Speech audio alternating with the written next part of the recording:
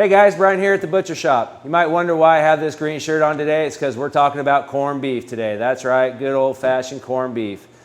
Like always here at the Butcher Shop, we're going to start with nothing but the best quality. Today we're starting with our bottom round flat out of Basin beef. It's an American style Kobe processed right here in our local area. So we're going to go ahead and start with this piece here. First thing we're going to do is we're going to take this piece and trim it up.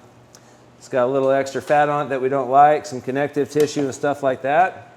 So we're going to go ahead and remove this off there. We want your meal to be as down to the best as possible. So we're going to get rid of all the excess stuff that you might not want on there.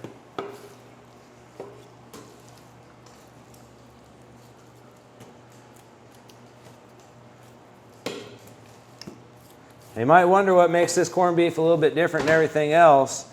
It's the fact that it's an American style Kobe. These things are just amazingly marbled, more tender, more flavor. It's deeper, richer than just a regular Angus beef, which we also carry, which is the next best thing that you can get.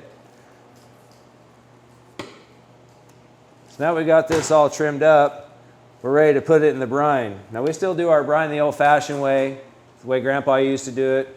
Barrel of brine, we put this down, let it soak. Takes in all that nice flavor, soaks all the way to the center. It usually takes anywhere from 2 weeks to 30 days for that to import all the way into the center of this piece. When that's all said and done, all the flavor's in there and it's ready to go in your pot for cooking. So that's our bottom round there. We also have a brisket. Now I mentioned that we also use Angus beef. This is certified Angus beef. This is a brisket here. This is what it looks like before it starts. You can see it's got an exorbitant amount of fat all through it. So we're going to go ahead and trim this down and get that down to where we like to have it. Again, removing all the excess waste that you as a consumer don't want to pay for and you don't want to have in your pot when you're cooking. So obviously we know corned beef is a beef product. If you don't know what's in the brine, I'm going to go ahead and tell you now what's inside there. So inside our brine we have water, we have salt, garlic, a few other spices and some sugar. Traditionally, we make it with a sodium nitrate in there. That's a curing process that allows it to sit in the brine for the amount of time that it needs to go ahead and cure out. We also do offer a no nitrate for any of those people that are wanting to stay away from the nitrates. Maybe they cause some sort of inflammation or something that just doesn't agree with you. So we do make that option available to you also. Try to make it as user-friendly as possible. This stuff is so easy. All you need to do is put it in your crock pot. You can add a little apple cider vinegar, a little bit of beer to go with my nice green shirt today.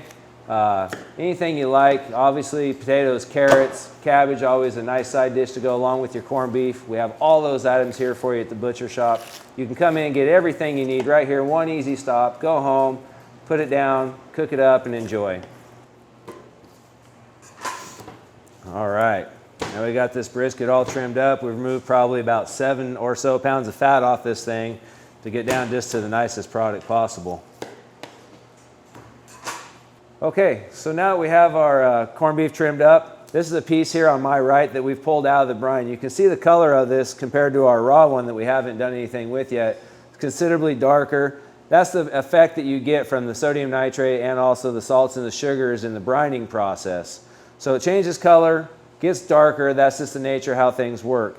But when we cut into this piece, we're going to see the marbling of this American style Kobe, and you can see that the marbling inside of a bottom round, which is typically pretty lean, not a lot of marbling, a lot of flavor. You can see the amount of marbling that's in there, and it does have a little bit brighter color. Now that we've cut it, when this goes to cook, it's going to get that nice brilliant pink color that you might be accustomed to seeing in your pot when you cook your corned beef. The last thing we're going to do to this corned beef to make it ready to go for you guys is we're going to go ahead and use our house blend pickling spice, add some mustard seeds, some coriander, some bay leaf, some other items in there.